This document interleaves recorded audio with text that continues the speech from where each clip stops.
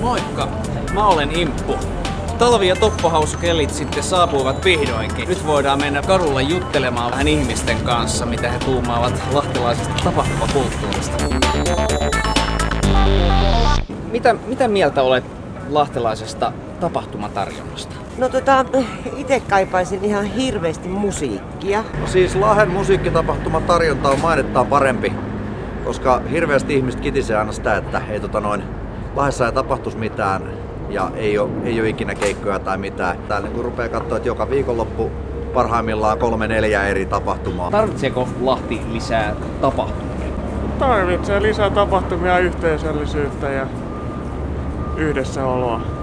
Mitä sä toivoisit niin lahtelaiselta tapahtuman tarjonnalta? Stand-up on ollut kova juttu, sitä saisi olla enemmän. Löytyyhän näitä juttuja, mutta loppujen lopuksi sisältää ainut festari, mikä täällä on just Samerap.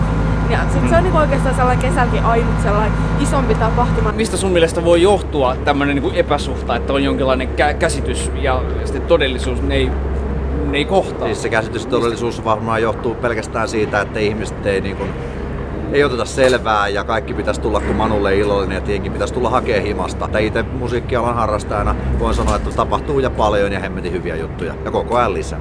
Miten sun mielestä saataisiin Lahdesta parempi ja viihtyisämpi? Paha kysymys.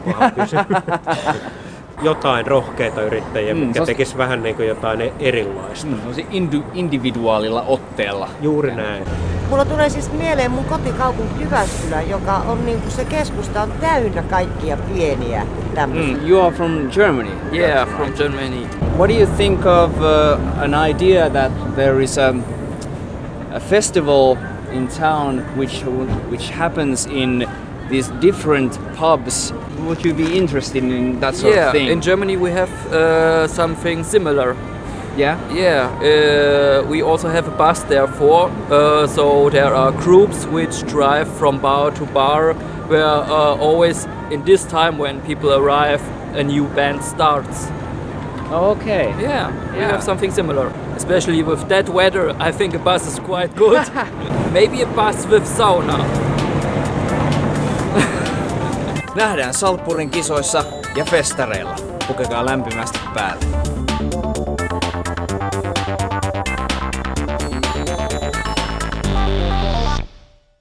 Kaupunki sykkii, syki sinäkin. Kaupunki sykkii, syki sinäkin. Lahti on mahtia.